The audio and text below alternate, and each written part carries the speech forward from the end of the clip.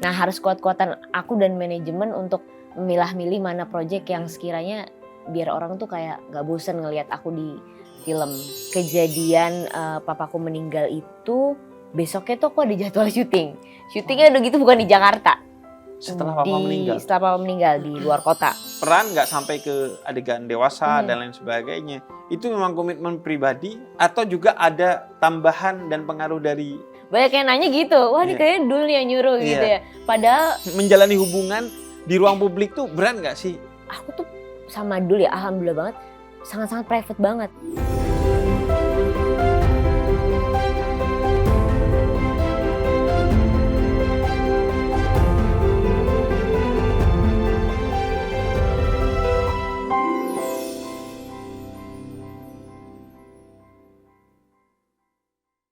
Habib with Tisa Biani. Assalamualaikum, Beb. Waalaikumsalam. Halo semuanya. Kayaknya kita baru pertama ketemu juga ya? Baru pertama kali ngobrol di sini sih, Beb. Di sini ya? Sebelumnya tuh kalau nggak salah waktu itu di kajian mana pernah nggak sengaja ketemu. Karena penyambungnya aku sama Tisa adalah Dul. Iya, benar-benar. Karena aku sama Dul lama banget udah kenal, udah deket, sering ngaji bareng, sering hubungan. Yes. Jadi akhirnya ya kita jadi terhubung. Benar. Jadi nggak sengaja ketemu terus ya kalau di kajian gitu ya. Di kajian udah lama. Bahkan aku main ke rumah Dul. Iya, inget tuh. Itu lama banget, udah mungkin 5 tahun, 7 tahun yang lalu tuh. Inget banget tuh podcast pertamanya aku nonton. Iya.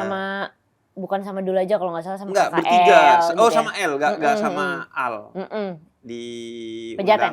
Bunda Maya waktu itu di Pejaten. Apa Tisa? Sekarang kan 4 film box office Indonesia. 3 film. Iya, dari 4 film terlaris sepanjang masa Indonesia, itu 3 diisi kamu semua. Alhamdulillah. Iya kan? Yang nggak diisi pun karena basicnya ini kan Jumbo adalah animasi. Iya benar. Kamu ngisi suara nggak di Jumbo? Enggak ya? Enggak sih, Bib. Enggak ya? Kayaknya semua film gue enggak juga, Bib. Ada beberapa yang enggak kok. Tapi soalnya kalau dari suaranya kan kamu punya kekhasan ya suara. Setuju. Aku sebenarnya bisa tuh jadi pengisi suara di animasi-animasi. Kenapa nih Jumbo nggak ngajak aku? Padahal pengen nih main biar rata gitu. Iya, karena suara kamu unik, kemudian agak cempreng, terus masih kayak bocah ya. Iya. Banyak yang bilang gitu sih, Bib. Gak tahu kayaknya rata-rata tuh semua orang yang udah kenal aku dari lama, terus ketemu lagi sekarang pada bilang, kok lu suaranya nggak berubah gini-gini aja ya kan biasanya kalau semakin dewasa. Iya, malah biasanya ada satu titik di mana suara tuh pecah, berubah banget. Sih. Rata-rata cowok ya yang kelihatan perubahannya, Beb. Kalau cewek sih kayaknya masih ada lah bekas-bekasan sisa-sisa masih kecilnya gitu. Kalau kamu udah dari kecil emang gini suaranya? Serius kayak gini. Serius gini. Badannya juga kayak gini terus. Iya sih, badannya segini terus. Segini terus. Masih cocok lah Ibu jadi anak SMP ya. Iya, jadi selamanya akan cocok sih. Amin. Jadi anak SMP, peran-peran bocil, bocah masih akan selalu relate sih. Harapanku itu. Harapannya begitu ya. Bisa, itu kan dari 3 film, genrenya 2 tuh beda banget ya. Yang satu horor, yang satu komedi. Walaupun agak lain, pertamanya ada nuansa horornya. Ada dikit lah. Dikit, ya. Pemancingnya. Itu gimana bisa maksudnya memainkan 2 peran di 2 genre berbeda, tapi oke semua. Waduh, amin, makasih. Gimana ya kalau ditanya juga aku bingung karena basicnya dari aku pribadi ya sama manajemen juga kalau misalnya mau mengambil sebuah project itu pasti diusahakan yang berbeda, Bib. Kayak karakternya aku harus beda. Genrenya juga kalau misalnya Tisa baru kelar syuting komedi, jangan ngambil komedi lagi. Oh gitu. Kalau mau ngambil mungkin dijarakin kayak dijarakin setahun 1 atau film 2 tahun gitu. Kayak after KKN di Desa Penari, kalau boleh jujur tuh tahun 2022 kan tayang tuh ya. Sampai sekarang aku belum ngambil horor. Oh. Iya, jadi ganti genre genre terus. Supaya gak dicap aja sih, Bib. Gak dicap misalnya Tisa artis film horor. Tisa spesialis komedi. Nanti malah takutnya orang jadi bosen dan kayak nawarin aku project filmnya genre itu terus gitu. Jadi aku selalu ganti-ganti. Karena sebagian orang terjebak di sana ya. Makanya. Walaupun mungkin sebagian orang memang sengaja memilih itu ya. Benar Gue sekali. justru pengen jadi ratu komedi, Iya. ratu horor kan. Iya, iya. Sebenarnya ini hal yang biasa sih di Indonesia. Kadang kalau kita udah misalnya viral di genre horor itu ditawarnya horor terus. Kalau viral di genre komedi kayak kemarin pas Agak Lain tuh aku abis Agak Lain ditawarinnya genre komedi terus nih. Nah harus kuat-kuatan aku dan manajemen untuk memilah-milih mana project yang sekiranya biar orang tuh kayak gak bosen ngelihat aku di film. Gitu. Sambil ini juga mungkin ya Lisa, jadi banyak explore, banyak belajar akhirnya. Iya benar, jadi enak gitu karakternya gak itu-itu lagi gitu. Cuman bebannya akhirnya setiap film harus belajar. Benar sekali, tapi justru itu yang tantangannya. Kalau emang orang suka belajar jadi seru sih, kalau enggak ya. Kalau enggak ya berat juga sih. Iya jadi berat juga kan. Kalau orang mau enteng sih ya udah gue mau di horor terus gitu. Iya, karena udah pernah misalnya acting ketakutan udah tahu nih takarannya kayak gimana. Kalau aku sih kayaknya seruan beda-beda supaya aku juga lebih belajar mengenali karakter gitu. Walaupun sebenarnya baik yang di KKN Desa Penari maupun di Agak Lain, peran kamu tidak sentral di horornya atau di komedinya kan, tetap ngisi ruang drama kan ya. Jadi kalau di KKN ya aku lebih ke dramanya kan, Nur pakai hijab. Kalau agak lain ya aku ngikutin abang-abang berempat itu aja. Iya. Jadi sebenarnya peran pembantunya posisinya adalah drama. Yes, benar. Ya kalau dulu kan ada Susana tuh ya. Susana. Itu ratu horor. Ada komedi tuh biasanya yang dampingin film Dono. Warkop ya. Warkop. Iya. Ya udah itu jadi ratu komedi. Iya, gitu. Aku juga kayak ya bersyukur sih maksudnya sekarang udah ada penerus Warkop yaitu Agak Lain gitu. Dan aku bisa ada di dalamnya tuh kayak senang aja sih Beb gitu. Karena kemungkinan akhirnya kan kamu menjadi bagian tidak langsung dari proyek itu kan. Iya, 1 karena dan 2. Udah 1 dan 2 ya. Jadi udah agak identik lah ya. Agak Lain Angels. Iya, betul. Pada bilang gitu, lucu. Nah, kalau film tuh berarti emang dari awal karir film? Awal pertama kali tuh seingatku tuh iklan dulu Beb. Iklan masih kecil tuh umur 4 tahun. Terus sinetron, baru pas udah agak remaja film. Tapi berarti di seni peran terus nih? Sekarang sih dari tahun 2020 udah mulai coba-coba nyanyi. Jadi kadang kalau misalnya lagi bosen kita ke nyanyi. Ganti-gantian aja lebih yang mana bikin nyaman. Itu pengaruh Dul?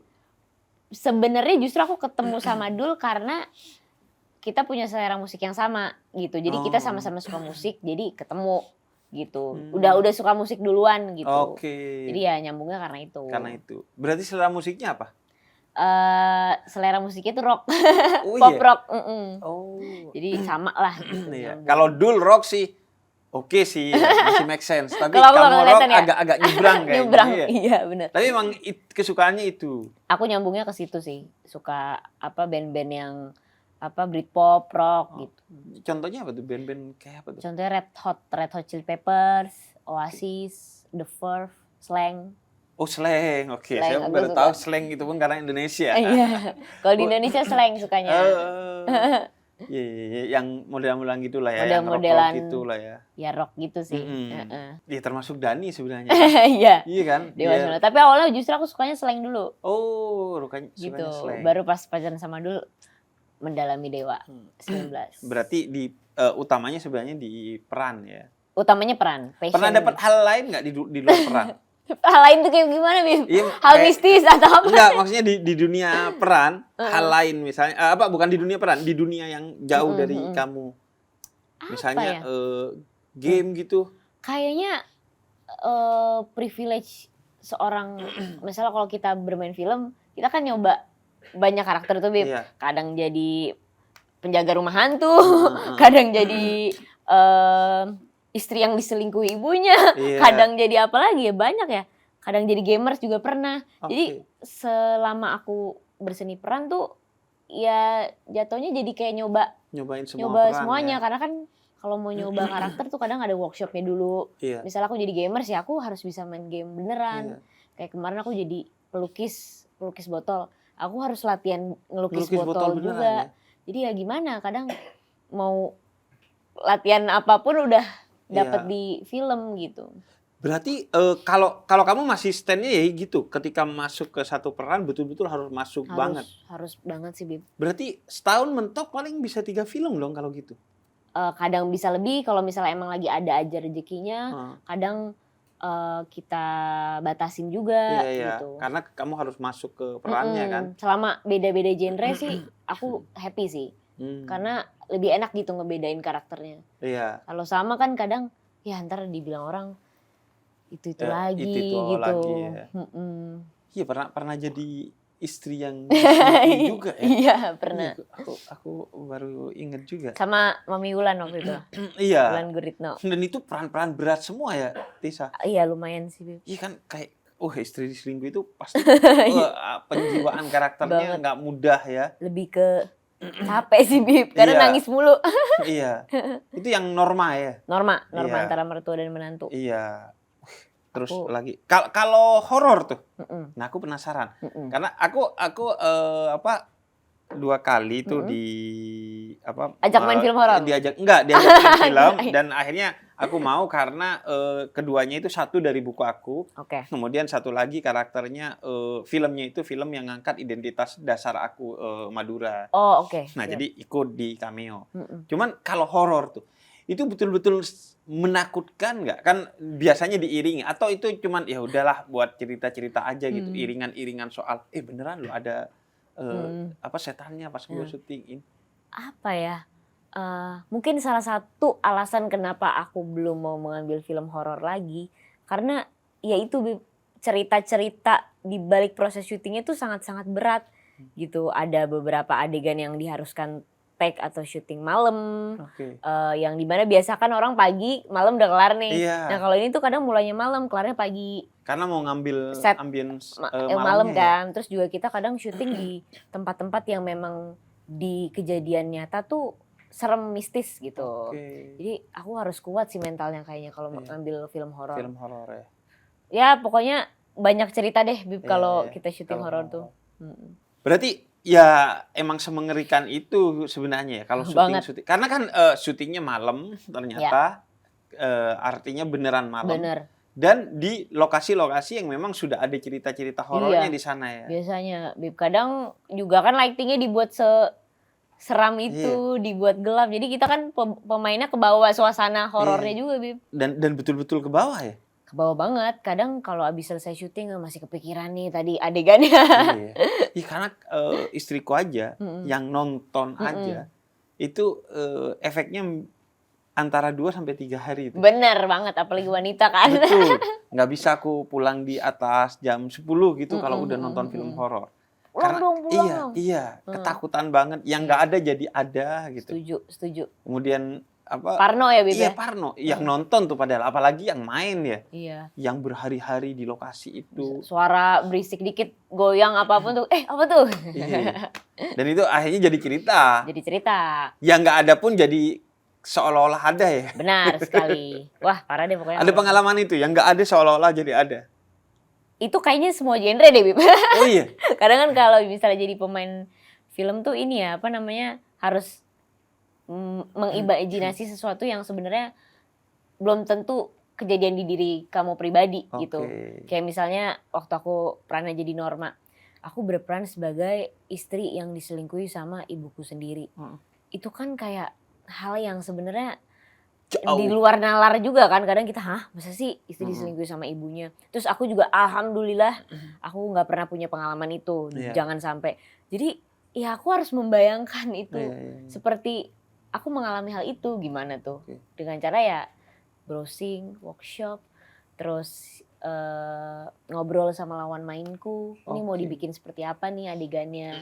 Ya makanya chemistry antar lawan main, antar sutradara, antar kru dan pemain itu juga harus ada. Ada ya. Bener. Itu kalau dengan pemain lain mungkin di reading ya. Di reading, itu workshop. Di workshop. Dikulik banget tuh. Dikulik gitu. banget. Bahkan mungkin ya nongkrong-nongkrong. Nongkrong-nongkrong aku biasanya kayak gitu sih, Bib. Tapi ya kadang kita juga nggak bisa selamanya berharap kalau kita akan syuting dengan project yang bikin nyaman gitu kan. Pokoknya ngalir aja lah gitu. Yang penting kan kita niatnya baik. mau cari berkah buat keluarga. Iya. Gitu. Tapi katanya gini, kalau lu pengen kaya, Yes. itu jangan jadi aktor atau aktris. Jadi apa tuh, Beb? Ya misalnya jadi influencer gitu, jadi banyak lah hal lain. Tapi kalau lu seneng berkarya, menjadi aktor dan artis tuh pilihan tepat. Setuju nggak? Kalau menurut aku ya, Karena kan kalau jadi influencer mah tinggal endorse aja. Iya, gitu tinggal kan. upload foto, Makanya jauh lah selfie kerjanya gitu ya. ketimbang main film. Kalau main film kan aku kaget kadang sebulan ya full. Udah gak bisa ngerjain yang lain. Iya. Mulai dari pagi sampai kadang ketemu tengah malam. Walaupun sekarang udah di treatment syuting tuh mulai sehat ya. Biasanya sampai jam 8 lah ya. Setuju. Kalau dari aku nih. Iya.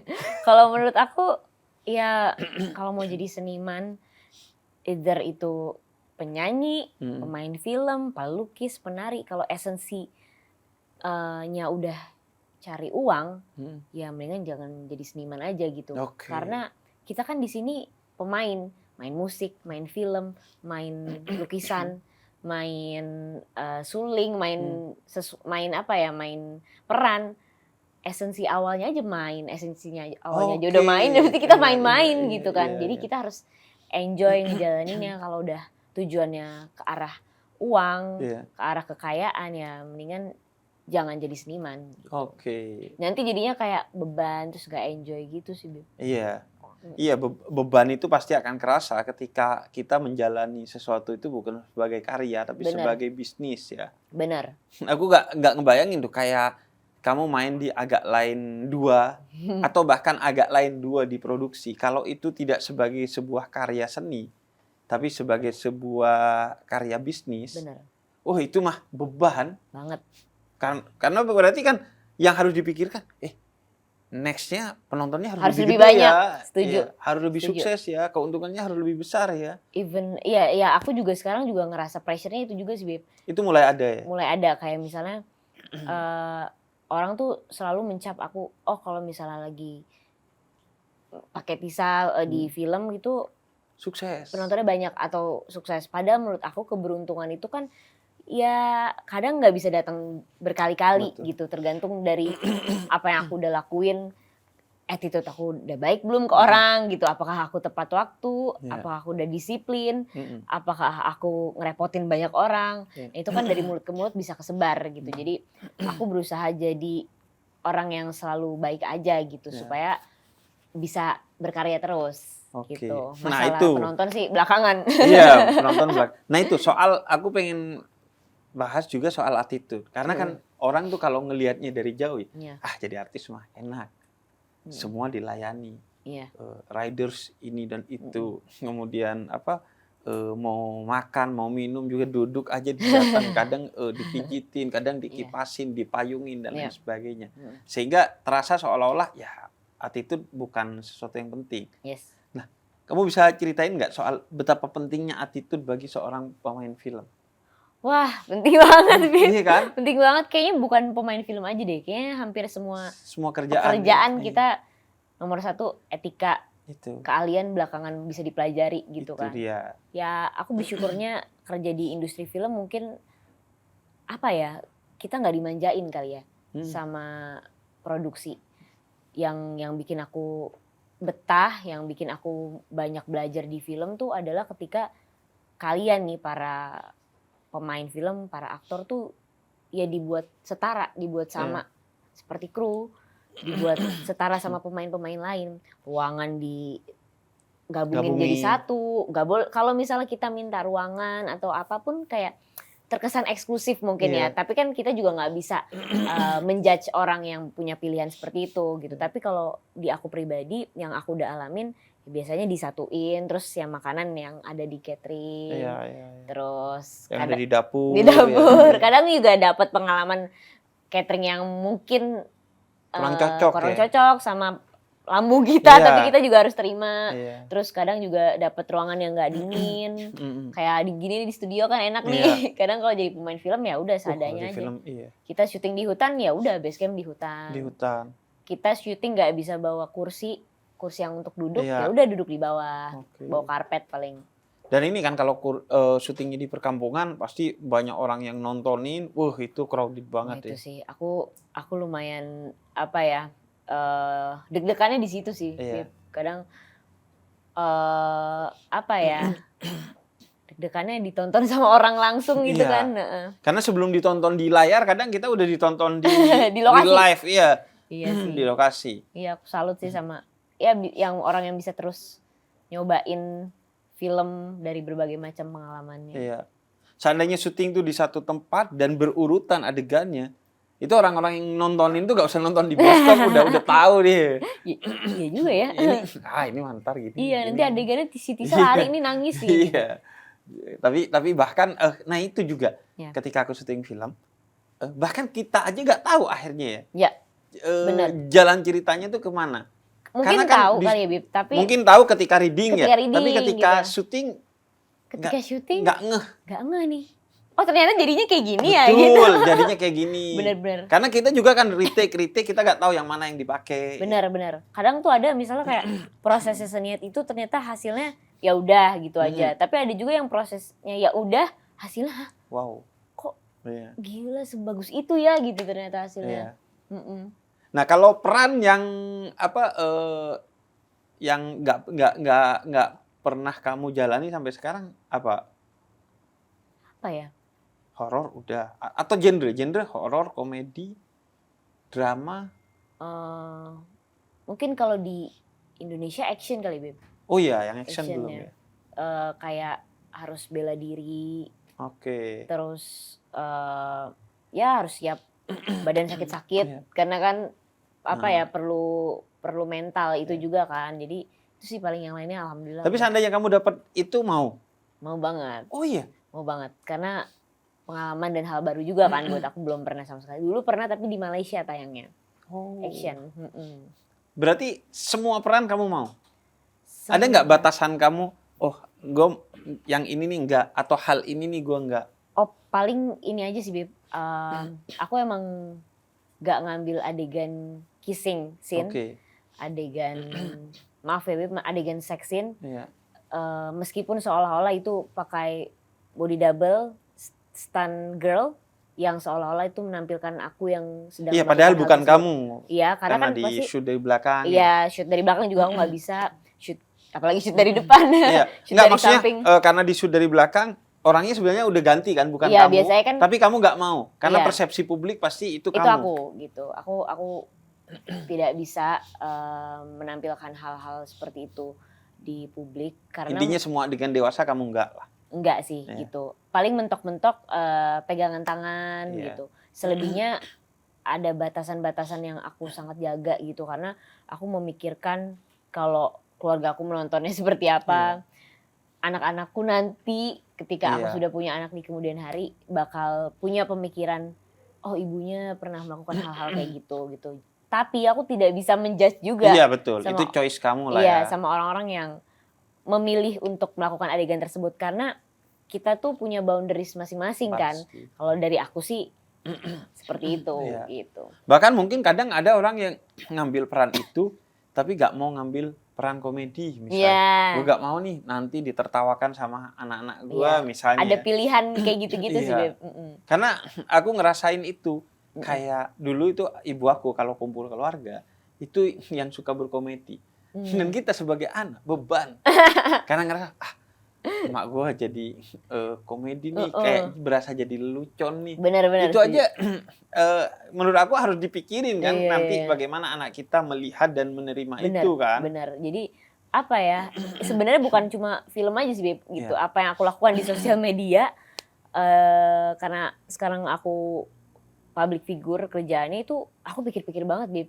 Karena aku ngerasa aku perempuan, marwah perempuan tuh sometimes lebih berat gitu menjaganya gitu. Jadi ketika aku udah tahu batasan-batasan itu, next step-nya tuh jadi lebih mudah aja gitu. Karena orang udah tahu Lotisa kayak gini.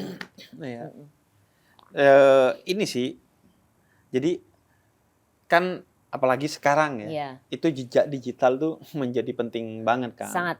Itu menjadi sesuatu yang pasti akan dilihat semua orang, baik sebagai konsumsi publik atau sebagai pertimbangan ketika kita mau kerja, di satu perusahaan, bahkan ketika politisi mau jadi pemimpin aja, benar. kan salah satu yang dicek adalah Sosmed. jejaknya kan, sosmednya. Nah, aku itu dari dulu, alhamdulillah sudah punya kesadaran itu, Tis. Ya, benar. Dan kesadaran itu terbangun dari satu hadis sebenarnya. Kata Nabi, kullukum ra'in wa kullukum mas'ul an ra'iyatihi. Setiap kamu, siapapun kamu, adalah pemimpin. Minimal pemimpin atas dirimu sendiri. Benar. Dan akan dimintai pertanggungjawaban atas kepemimpinanmu. Jadi dari dulu aku itu pertama ngebayangin bahwa ada Allah loh yang akan minta pertanggungjawaban nanti atas semua yang aku lakukan. Walaupun dalam kesendirian. Benar, Allah setuju. melihat. Dan yang kedua, aku tuh selalu membayangkan bahwa minimal aku pemimpin atas diriku. Pemimpin suatu hari atas keluargaku, dan mungkin aku nanti akan jadi pemimpin, entah itu umat, entah itu masyarakat, entah itu komunitas, organisasi, dan lain sebagainya. Jadi, aku harus jaga nih track record aku. Benar, setuju. Agar ini tidak jadi beban aku di masa depan. Karena aku dari dulu ngebayangin, gue harus jadi pemimpin. Maksudnya pemimpin ini orang yang bermanfaat, berpengaruh gitu, agar itu menjadi jalan kebaikan kita untuk akhirat kita gitu. Nah, itu yang betul-betul ngejagain. Iya, aku juga kadang juga aneh sih, Bib. Maksudnya aku kondisi sekarang belum punya anak. Tapi apa yang aku lakuin tuh, ntar anak gue ngeliat kayak gimana ya. Even tabungan yang aku kerja gitu, udah mikir, aduh cari duit buat anak, cari duit buat anak. Terus, aduh kalau gue syuting kayak gini, ntar anak gue ngeliat kayak gimana. Ini pokoknya anak, padahal posisinya aku belum punya anak, masih single gitu. Jadi itu nggak tahu itu dari mana gitu. Udah ada naluri itunya sih. Padahal ya, maaf, aku udah 7 tahun nikah belum punya anak.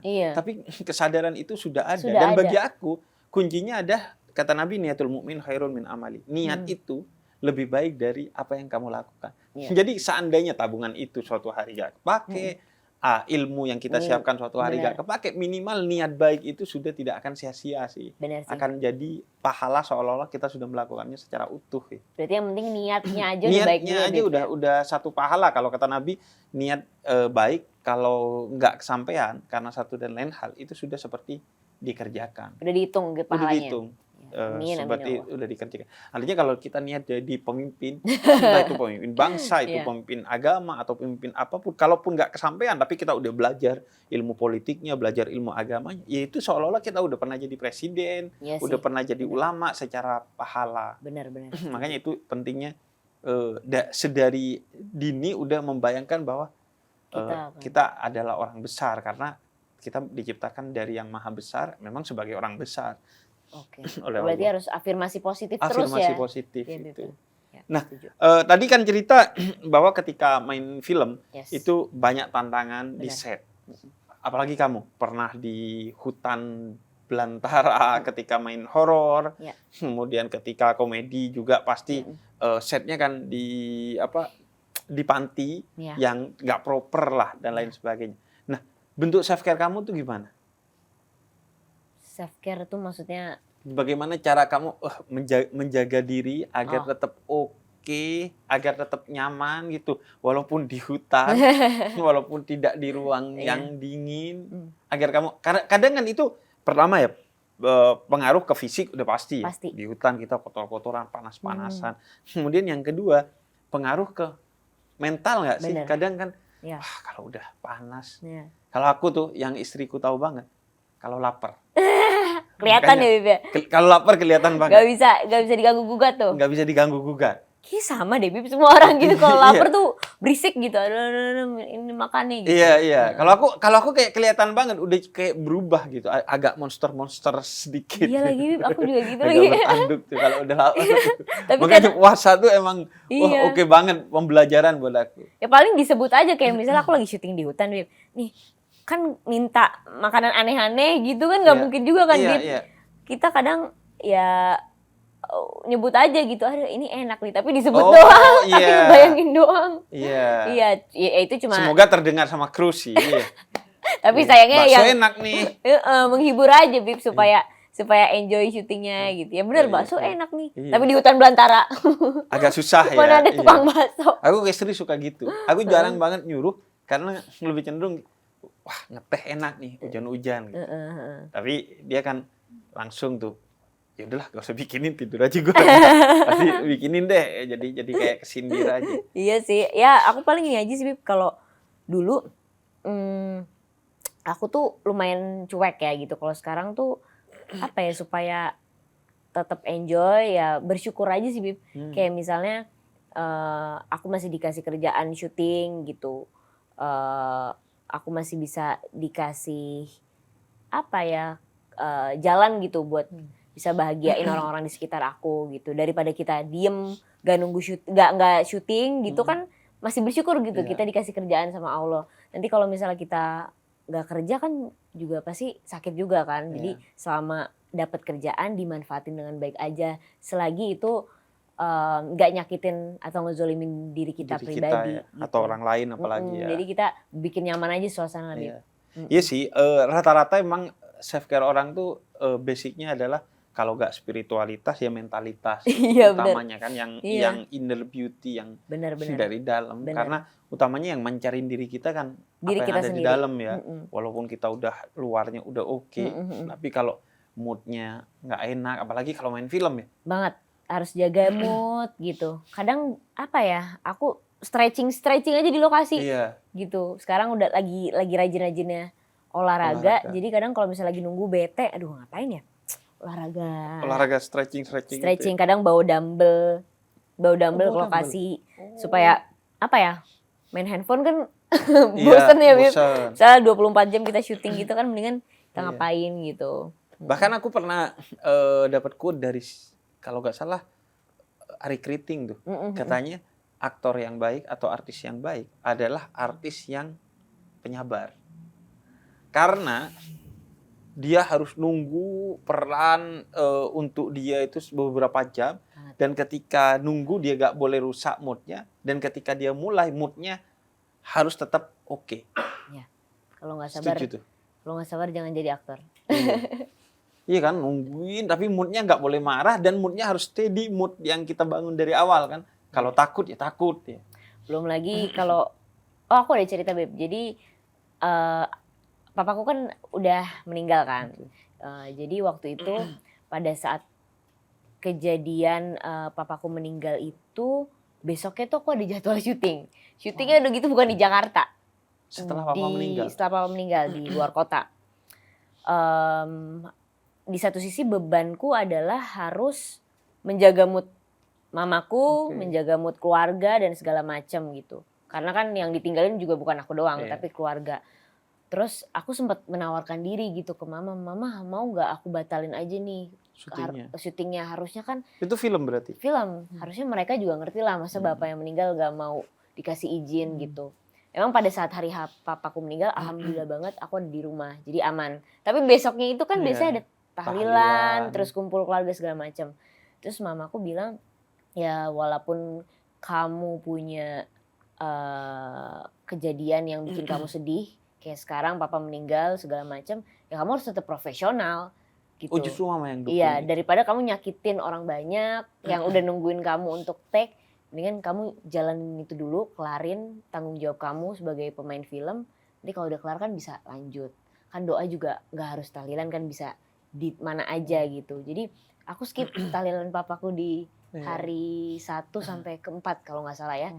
Aku memilih untuk kerja sambil masih punya perasaan duka itu. Dan harus profesional. Harus moodnya diubah jadi gitu. Seolah-olah sesuai dengan peran yang mau dimainkan kan? Iya. Seakan-akan itu biasa aja gitu. Untungnya itu bukan peran bahagia.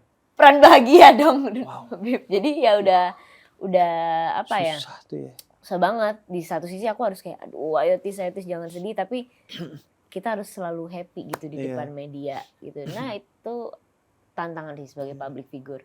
Padahal kadang justru kalau kita harus berperan sedih, justru kita nge-callback ingatan-ingatan sedih kita kan. Memudahkan gitu. Untuk memudahkan kan. Ini malah sebaliknya. Pas banget di hari itu aku lagi happy adegannya. Jadi wow itu challenge buat aku. Ayo Tis harus profesional. Doa bisa di mana aja dan kapan aja. Nanti pulang kita beresin lagi lah situasi yang udah terjadi gitu. Yang penting kamu kelarin dulu nih project ini. Aku juga nggak boleh sedih karena aku harus selalu kuat kan depan mama gitu. Tapi emang itu kayaknya salah satu ujian terbesar kita kalau mau naik kelas di titik yang menjadi perjuangan kita ya. Amin. Aku lihat perjuangan-perjuangan ulama aja. Misalnya Habib Umar bin Hafid itu pernah ketika ditinggalkan orang terkasihnya, itu beberapa jam kemudian udah tetap ngajar. Padahal semua muridnya berpikir gak kira ngajar lah, karena masih berduka betul-betul beberapa jam sebelumnya. Tapi beliau setelah itu tetap ngajar dan seolah-olah tidak terjadi apa-apa gitu. Banyak ulama-ulama besar tuh yang begitu gitu ketika ditinggalkan orang terkasihnya. Apalagi ditinggalkan anak ya. Kalau anak ditinggalkan orang tua itu berat, tapi tidak lebih berat orang tua yang ditinggalkan anak sih. Setuju sih. Karena kan secara rasional aja kalau anak ditinggalkan orang tua ya masuk akal karena orang tua udah tua dan lahir duluan kan. Tapi ketika anak meninggalkan orang tua pasti berat banget. Tapi beliau menjaga profesionalismenya. Setuju. Sehingga kalau sebagai aktor, sebagai artis kita menjalani itu sebagai ibadah, maka apa yang kamu lakukan itu ya sama dengan apa yang dilakukan oleh ulama-ulama itu. Bahwa menjaga profesionalisme dalam beribadah yang tentunya itu jihad kan, sesuatu yang besar, yang berat untuk kita lakukan dan pahalanya besar banget. Bahkan kata Imam Abdullah bin Alwi Al-Haddad, kalau kamu mau lihat orang ikhlas atau orang besar di satu hal, lihat konsistensinya, istiqomah. Kalau orang ikhlas, dia pasti konsisten, pasti istiqomah. Tapi misalnya kalau dia sholat subuh berjamaah di masjid setiap hari, tapi ketika hujan dia gak sholat subuh berjamaah di masjid, berarti dia gak ikhlas. Selama ini dia sholat subuh berjamaah di masjid karena tidak hujan, bukan karena Allah. Tapi kalau orang konsisten, hujan apapun dia tetap sholat subuh berjamaah di masjid, berarti dia ikhlas melakukan itu karena Allah, sehingga apapun yang terjadi tetap dia jalani. Apapun itu keadaannya ya, Bib. Dan itu kan nggak mesti ibadah, itu kan nggak mesti sholat, nggak mesti mengajar. Benar, kan. Bermain film, bermain musik, nge-podcast, semuanya itu bisa bernilai ibadah kalau kita emang niatin, jalanin dan tujukan sebagai ibadah. Benar sih, setuju. Nah, sebenarnya kalau ngomongin self care itu bentuknya banyak banget. Kadang justru datang dari hal-hal kecil yang kita lakuin sehari-hari buat tetap waras, nyaman, dan ngerasa utuh. Bisa dari cara kita ngatur waktu, ngasih jeda buat diri sendiri, sampai hal sederhana kayak ngerawat badan biar kita ngerasa lebih dihargai sama diri sendiri. Gue pribadi misalnya sesekali treatment di Menology by Zep, bukan buat ngejar standar apa-apa, tapi biar badan lebih fresh dan siap jalani aktivitas. Apalagi sekarang Zep juga punya paket perawatan cantik saat lebaran dan tampan saat lebaran kalau di Menology. Buat Ramadan sampai nanti lebaran. Nah, Risa, kalau kayak membatasi tadi peran nggak sampai ke adegan dewasa dan lain sebagainya, itu memang komitmen pribadi atau juga ada tambahan dan pengaruh dari Dul? Hasil diskusi dengan Dul juga. Kamu pribadi punya itu dan kemudian ditambah Dul emang nggak mau sih. Banyak yang nanya gitu, wah ini kayaknya Dul yang nyuruh gitu ya. Padahal kalau kita ingat-ingat gitu, kalau kita tarik ulur ke sebelum aku pacaran sama Dul tuh kayaknya emang udah aku bentukannya kayak gitu deh, Beb. Kayaknya aku udah memang komitmen dari awal memilih untuk tidak mau beradegan seperti itu. Karena sekarang ini kan posisinya tanggung jawabku masih kencang di orang tua ya gitu. Orang tuaku tuh justru yang lebih banyak ini ya, apa kayak kasih saran gitu. Oh nanti kamu kayak gimana. Jadi ya memang aku udah dari dulu seperti itu gitu. Tapi Dul emang orangnya ini kayak cemburuan gitu. Enggak sih. Protek. Paling waktu awal-awal pacaran. Kalau sekarang tuh udah lebih santuy. Dia tuh paling cuma karena kan kayak dewasa banget kan dia cuma menyarankan aku satu hal, tapi itu juga terserah aku kalau mau diikutin apa enggak. Kalau kerjaan tuh dia sangat-sangat profesional, terserah aku. Tapi kalau dia tuh kayak lebih banyak menyarankan untuk aku berpakaian lebih tertutup. Kayak misalnya maaf banget, misalnya rok terlalu pendek, terus kayak baju tank top gitu. Tapi terus kayak apa ya, ya pokoknya lebih tertutup aja. Tapi sebelum dulu menyarankan hal itu, sebenarnya aku juga dari dulu udah kayak gitu. Orang tua aku tuh agak strict banget sama baju.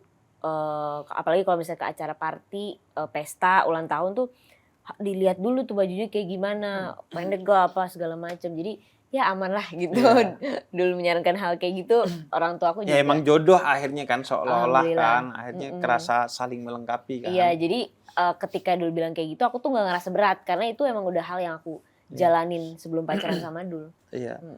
Karena konsep jodoh tuh kalau nggak karena saling melengkapi di tengah dua orang yang berbeda, atau saling menguatkan karena persamaan dua orang yang sama gitu. Setuju. Dan emang kalau di Quran tuh suami atas istri disebutnya libas, Apa tuh? pakaian.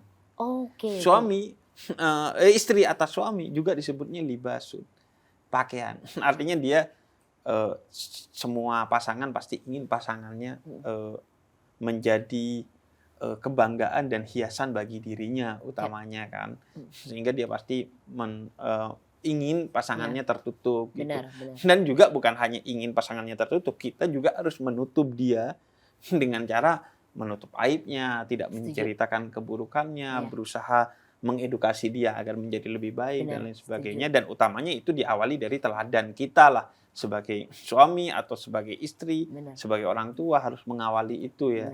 Saling belajar berarti. Iya, jangan sampai kamu tertutup padahal dianya terbuka gitu ya kan. Sama kayak orang ngerokok tuh, cukup bapak yang ngerokok, kamu jangan nak gitu. Itu menurut aku agak berat sih. Iya. Lucu sih, Bib. Iya kan? Jadi kita kadang kalau disaranin sama orang yang nyebrang kan juga, lo aja juga gitu nih. Makanya kalau Nabi itu uswatun hasanah, teladan yang baik, bukan hanya pengkhotbah yang baik gitu, tapi memang memperlihatkan kebaikan pada dirinya dulu. Mencontohkannya. Nah, kalau menjalani hubungan di ruang publik tuh berat nggak sih? Karena aku sama kamu kan bertolak belakang ya. Kalau aku bahkan istriku nggak pernah aku share di media manapun gitu. Kalau kalian kan ya kelihatan di mana-mana ya. Aku nggak pernah membayangkan bahwa aku akan menjalani hubungan yang seperti itu dengan istriku. Pasti berat sekali. Karena kadang jangankan omongan orang ya, jangankan omongan netizen dengan segala kerandemannya, omongan keluarga sendiri, omongan tetangga sendiri, omongan teman sendiri saat Lebaran, kok masih belum punya anak, itu aja udah berat sekali. Berat banget ya. Nah, kamu ngejalani hubungan di publik gitu ya? Di publik tuh gimana? Apa ya, Beb? Kalau boleh jujur tuh, aku tuh sama Dul ya, alhamdulillah banget, sangat-sangat private banget. Bahkan bukan sangat sama Dul aja, sama keluarga aku juga aku private. Iya sih, kelihatannya. Aku tuh sangat-sangat menjaga privasi keluargaku. Misalnya, kalau misalnya tiba-tiba ada wartawan yang nyorot mamaku, aku bisa dengan ketegasan minta tolong, udah aku aja Mas Yani wawancarain, mamaku gak usah gitu, mamaku sana gitu. Bukannya kita tidak bangga ya memiliki ibu seperti itu, atau kakak, aku punya kakak gitu, tapi aku memilih untuk punya pilihan. Kalau kita kasih umpan, netizen akan nagih, mana mama Tisa, mana kakaknya Tisa gitu. Misalnya aku ngupload konten sama Dul, terus pasti mereka jadi minta, kok lu gak ngupload konten lagi sih Tis sama Dul gitu. Jadi emang dari dulu aku sama Dul tuh punya prinsip kalau di sosmed ya udah karya aja. Kita upload karya, udah flexingnya di karya aja gitu. Kalau untuk kemesraan, momen-momen kita bersama ya biar orang-orang yang kenal kita aja yang tahu gitu. Karena hal-hal seperti itu tuh bakal memicu orang-orang tuh nanya terus gitu. Di saat kita nggak banyak konten pasti kan ditanya. Di saat kita terlalu banyak konten juga pasti dijudge. Jadi lebih baik ya udah sosmed tuh fokus karya, keluarga juga nggak usah ditampilin gitu. Apalagi kan salah satu yang menjadi pertimbangan aku, keluarga kita itu tidak hidup di dunia kita dan tidak memiliki pengetahuan, ketahanan mental dan segala sesuatu yang seharusnya dimiliki oleh dia ketika mau masuk ke sini. Kalau kita disorot kamera ya karena memang kita berada di dunia itu secara mental, secara pengetahuan kita siap. Kalau mereka kan enggak. Sehingga bukan karena kita gak bangga atau tidak mau memperkenalkan, tapi justru karena menurut kita setiap dunia itu ada tantangannya atau bahkan ada resikonya. Kalau orang tidak siap dipaksa masuk ke sana, pasti hancur. Sesederhana gini deh, kalau kamu dikomentarin netizen, mungkin jauh lebih bisa paham. Netizen itu kadang anonim, kadang seenaknya ngomong.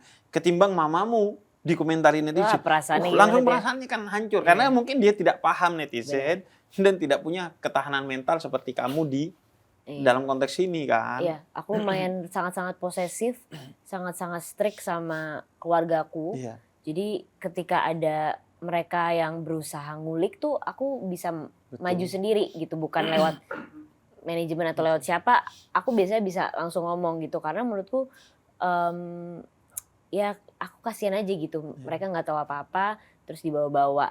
Tapi ada positifnya Bib, setelah aku melakukan ketegasan itu jadinya gak ada yang nanya-nanya tentang keluarga aku. Gak ada yang berusaha ngulik gitu, karena memang aku udah punya pagar untuk ngebatasin mana yang harus di-share di sosial media, yaitu karya aja deh. Iya, gitu. bukan sensasi, bukan sensasi. Diri kita Banget. sebagai privasi. Sangat-sangat sih. Iya, kayaknya memang kita harus menjaga, karena bahkan kita menjaga diri kita dari itu kok. Iya. Artinya kita membatasi diri kita pada titik privasi tertentu. Benar. Misalnya ya,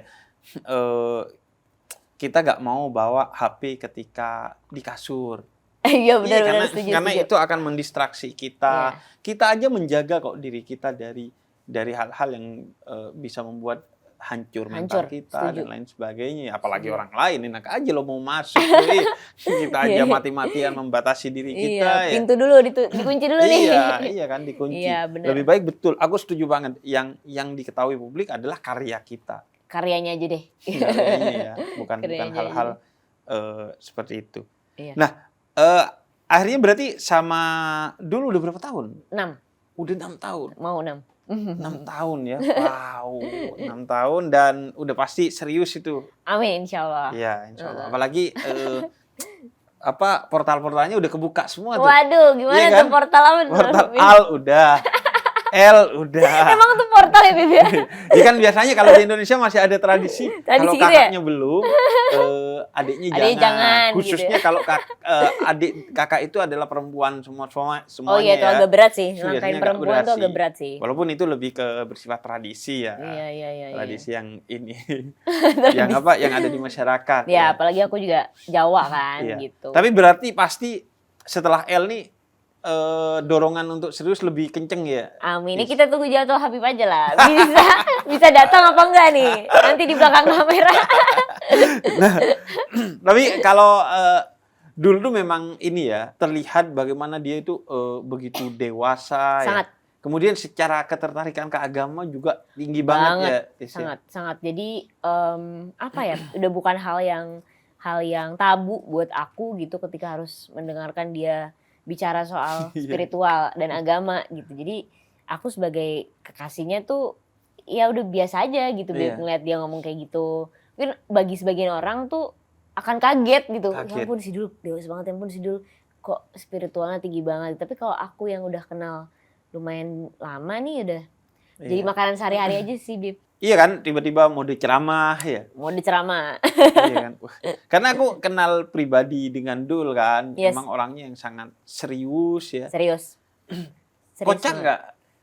Soalnya nggak kelihatan banget loh. Walaupun aku kenal pribadi, itu orang nggak kelihatan komedinya sama sekali loh. Ada momen-momen tertentu. Dia tuh introvert banget sih, Bib. Oh, introvert. Tapi dia ada momen-momen tertentu kayak jedar gitu, tiba-tiba lucu. Bawelnya udah dimakan sama aku semuanya nih, jadi dia udah ngikutin pacarnya aja deh gitu kan. Tapi serunya sama dia tuh apa ya? kayak dingin banget loh orangnya. Aku kayak wah, sisi serunya ini orang apa ya? Yang jelas dia paling ini berkarya. Iya, sama dia itu kalau soal karya gila-gilaan. Nggak pernah minta tolong aku kecuali kalau udah rilis lagu baru tuh. Wih, tolong dengerin dong. Gitu, dengerin dong. Lebih ke awalnya itu bukan promoin, pasti dengerin suka apa enggak, terus ada catatan enggak. Karena dia emang sangat serius dengan agama kan. Iya.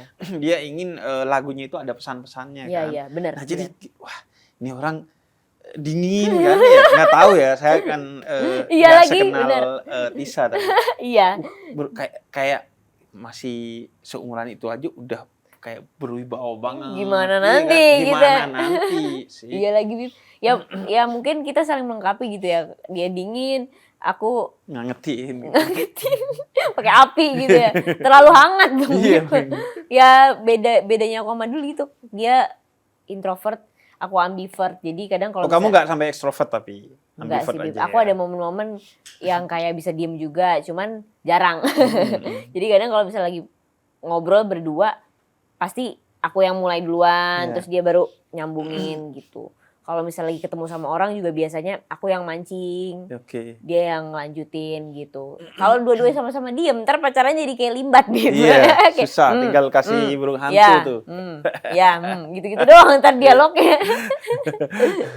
Nah, gue setuju yang tadi, kadang punya batasan dan privasi itu bukan soal menahan diri, tapi justru cara biar kita nggak kehilangan diri sendiri di tengah standar karir, relationship, dan hidup yang makin ramai aja.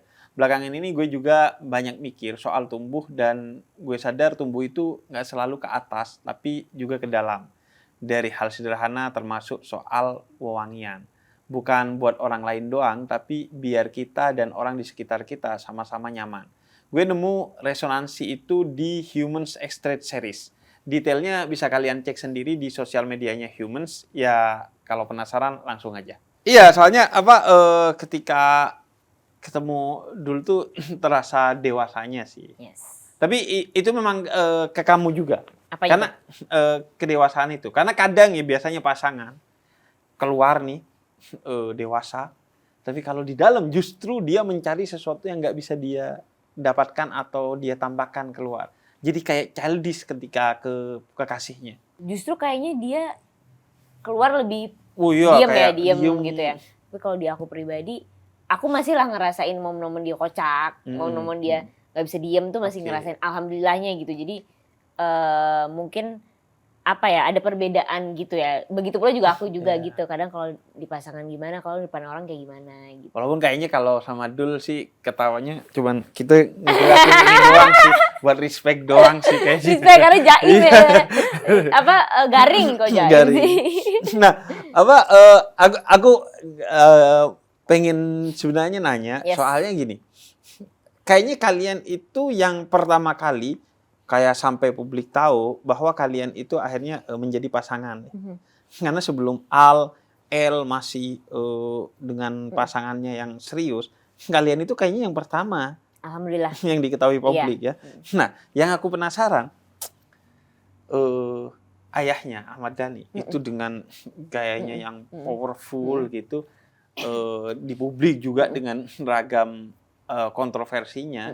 Ketika kamu akhirnya sama dulu, ada ini enggak? Ada kayak kekhawatiran, gimana nih anaknya Dhani nih gitu. Minimal anaknya Dhani nih. Kalau aku pribadi sih apa ya? Aku santai sih, Bib. Jadi karena aku udah punya basic hidup privacy itu.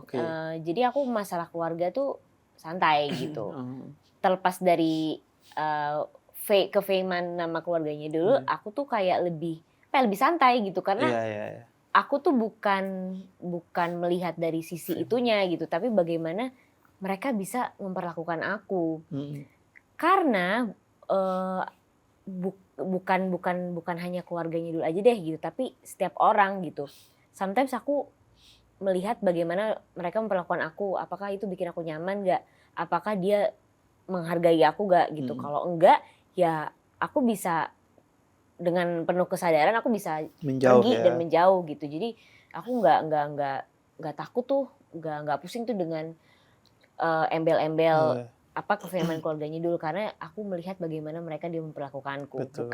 Bukan se-famous apa sih mereka gitu. Atau bukan seperti apa sih mereka dilihat orang lain atau gitu. Terlihat di media ya. Jadi bagaimana hubungan aku sama mereka aja gitu. Gimana? Karena pada dasarnya apa yang ada di media kan sering karya kita ya sebenarnya kan. Maksudnya kita dalam versi berkarya kan, yang bisa jadi itu dibuat-buat, bisa jadi itu ditambahin ini dan itu banget. Kan. Iya pusing kan. Tuh, Karena itu ya penilaiannya paling enak sih sebenarnya. Ketika lo mau menilai orang, tidak menilai dari media sosialnya, tidak menilai dari omongan orang tentang dia, tapi ya secara langsung berkenalan kepada dia. Dan selama lu belum kenal langsung orangnya, lu gak bisa mengklaim bahwa lu tahu dia atau kenal dia ya. Iya nggak sih? Siapapun itu ya, gitu. Siapapun itu, apalagi public figure sekarang tuh kadang dicap media seperti apa, terus ternyata pas kenal, orangnya tuh baik ya gitu. Karena sebenarnya bukan hanya public figure ya, semua sekarang. Karena semua orang sekarang punya media sosial. Dinilainya juga dari Iya, Instagram dari kenal gitu ya. pribadinya Iya. harusnya, tidak melalui media sosialnya. Karena Setuju. minimal kalaupun yang ditampilkan di media sosial ya memang diri dia apa adanya, itu kan hanya sepersekian persen Setuju. dari 100% dirinya Setuju secara banget. utuh ya. Setuju. Dan menurut aku problem media digital, era digital seperti sekarang, itu adalah silaturahmi sih. Karena terlalu banyak kan Mantap. dugaan-dugaan. Ya. Kita, Tisa, punya dugaan karena nonton Iya. di TV, di Iya. medsos. Bahkan kita dengan teman kita aja sekarang sering banyak dugaan-dugaan karena apa yang ditampilkan di medsos Iya, kan. setuju. Tapi makanya di sana pentingnya silaturahmi. Ayo ketemu yuk. Menghilangkan, Gitu ya. menghilangkan dugaan-dugaan itu. Ternyata lu masih yang dulu. Itu yang sering aku dapatkan kata-kata ketika ketemu sama teman-teman kampung aku. Oh, masa Bib? Iya, ternyata ya masih yang dulu aja. Padahal kalau di medsos kayaknya Kayak vokal apa gimana ya? Iya, jadi Iya. jadi paling enak tuh memang kenal secara langsung ya, Setuju. tanpa benteng-benteng apapun. Yes. Tisa, makasih ya udah mau ngobrol di sini. Makasih Bib. Salam buat siapa? Dul. Iya, siap.